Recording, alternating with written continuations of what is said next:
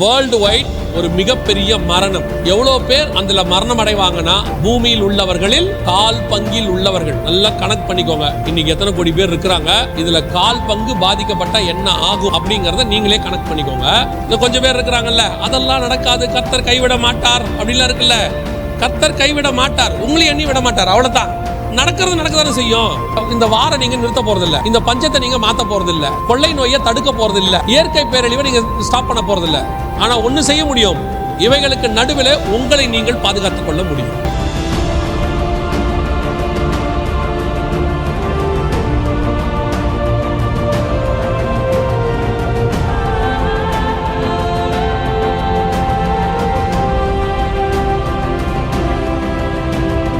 அடுத்து வரப்போது உண்டு. என்ன வருதுன்னா, 4வது காரியம், மங்கின நிறமுல்லை. வேர்ல்டு வைட் ஒரு மிகப்பெரிய மரணம். அந்த இடத்துல சொல்லுது, அவனுக்கு மரணம் என்று பெயர்.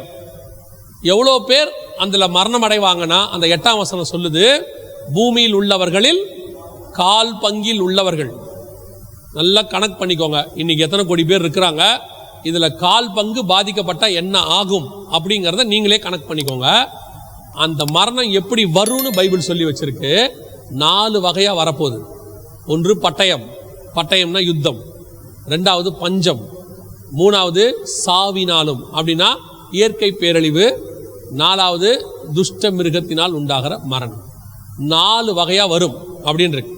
இது எப்படிங்க நடக்க போகுது அப்படின்னு கேட்டீங்கன்னா, இப்ப நீங்க பார்த்துக்கிட்டு இருக்கக்கூடியதான யுத்தம், இஸ்ரேல் ஹமாஸ் பிரச்சனை ஆரம்பிக்கும் போது சொன்னாங்க 2 வாரத்துக்குள்ள இந்த பிரச்சனை முடிஞ்சிரும். நாங்க அப்பவே நேற்று வரைன்னு ஒரு வீடியோ போடுறோம். அதுல சொன்னோம், இது அந்த இடத்துக்காக ஒரு பிரச்சனை ஆரம்பிச்சிருக்கு. அந்த இடத்த உங்களுக்கு நான் காட்டுறேன். ஒரு இடத்துக்காக ஆரம்பிச்சிருக்கு, அது இப்ப நாளைக்கெல்லாம் முடியாதுன்னு சொல்லி இப்போ ஆரம்பிச்சு 1 வருஷம் ஆகி போச்சு. 1 வருஷம் முடிஞ்சிடுச்சு, 2nd இயர்க்குள்ள வந்துட்டோம்.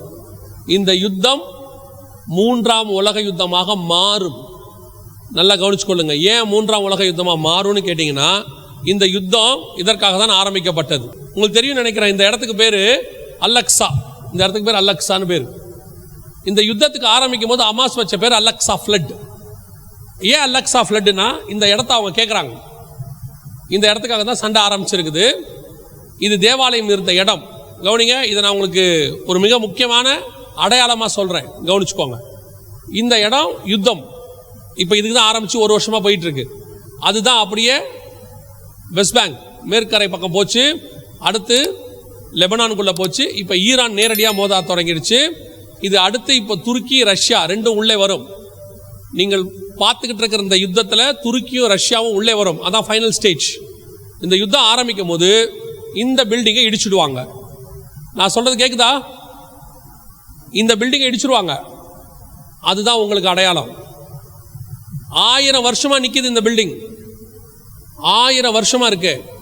அதை யுத்தத்தில் இடிச்சாலும் இடிப்பாங்க, இல்லை ராக்கெட் போட்டு இடிச்சாலும் இடிப்பாங்க, இல்லை பூமி எதிர்ச்சியில் இடிஞ்சாலும் இடியும். ஏன்னா எசேக்கியேல் 38:19 அந்நாளிலே இஸ்ரவேல் தேசத்தில் பெரிய அதிர்ச்சி உண்டாகின்னு இருக்கு. இப்போ இந்த வருஷம் அடுத்த 2 வருஷத்துக்குள்ள இஸ்ரவேல்ல ஒரு பெரிய பூமி அதிர்ச்சி வரும். அதில் இடிஞ்சாலும் இது இடியும். எப்படியோ இது இடியறத நீங்க பார்ப்பீங்க. பார்த்துட்டீங்கன்னா இந்த 3ஆம் உலக யுத்தம் உச்சத்துக்கு போகுதுன்னு அர்த்தம். நீங்க அங்க வச்சிருக்கிற அந்த 6ஆம் அதிகாரம் 8ஆம் வசனம், அது உச்சத்துக்கு போக போது. கடைசி காலத்தினுடைய மிக முக்கியமான அடையாளத்தில் இது ஒன்று. இது பட்டயத்துக்கான மிக முக்கியமான இடம். யுத்தம், 3ஆம் உலக யுத்தம்.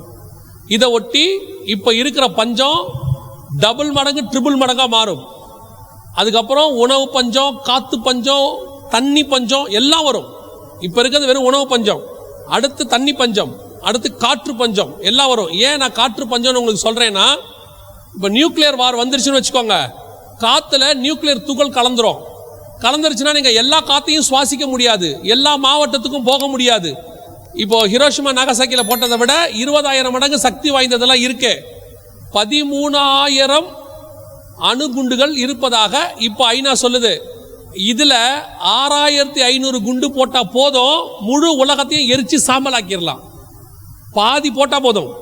இப்போ 13,000க்கு மேல இருக்கு. ஸோ ஒரு இடத்துல போட்டாங்கன்னா, இப்போ ஃபுகுஷிமான்னு ஒரு இடத்துல ஒரு 4 வருஷத்துக்கு முன்னாடி நியூக்ளியர் பிளான்ட் வெடிச்சிருச்சு சுனாமியில், நீங்க பார்த்துருப்பீங்க. ஃபுகுஷிமாக்குள்ள யாரையுமே விடுறதில்ல, காரணம் அந்த நியூக்ளியர் டஸ்ட் காத்துல கலந்துருச்சு. சுவாசிச்சா லங்ஸ்ல போய் கேன்சரை விட மோசமா வந்துடும். ஸோ நம்ம ஊர்ல ஏதாவது ஒரு நியூக்ளியர் பிளான்ட் இருக்குன்னு வச்சுக்கோங்க, உங்களுக்கு தெரிஞ்சாலும் தெரியல, தெரியாம போகலாம், இந்தியா முழுக்க இருக்கு. ஒரு நியூக்ளியர் பிளான்ட் வெடிச்சிச்சுன்னா நான் அதை சுற்றி இருக்கிற 4 டிஸ்ட்ரிக்ட்டுக்கு நம்ம போக முடியாது. ஃபுல் டஸ்ட், காற்றை சுவாசிக்க முடியாது. அதனால தான் பைபிள் சொல்லும் எசேக்கியேல் 39:11-15 வரைக்கும் ட்ரெஸ்பாசஸ் வழிபோக்கர்கள் மூக்கை பொத்தி கொண்டு போனார்கள்னு இருக்கும். காரணம் என்னன்னா மாஸ்க் போட்டு தான் போக முடியும், இல்லைன்னா போக முடியாது. அந்த மாஸ்க் வேற. இப்போ நீங்க வச்சிருக்கீங்களா, இது இல்லை, இதுக்கு பேர் மாஸ்கே கிடையாது. இது சும்மா ஒரு துணி, நம்ம சாட்டிஸ்ஃபேக்ஷனுக்கு ஒன்று வச்சிருக்கிறோம். நம்ம திருப்தி, எனக்கு ஒன்றும் ஆகாது விசுவாசம், அப்படி வச்சுக்கலாம். ஆனால் அந்த மாஸ்க் வேற. அந்த ஒரு மாஸ்கே பல ஆயிரம் ரூபாய், நியூக்ளியருக்கு போட வேண்டிய மாஸ்க் அது இருக்கு. அதுதான் வழிபோக்கர்கள் மூக்கை பொத்தி கொண்டு போக பண்ணும்னு இருக்கும். ஸோ இந்த யுத்தத்தினுடைய விளைவது மிகப்பெரிய பாதிப்பு. காத்து பஞ்சம், தண்ணி பஞ்சம், உணவு பஞ்சம். 3வது இயற்கை பேரழிவு.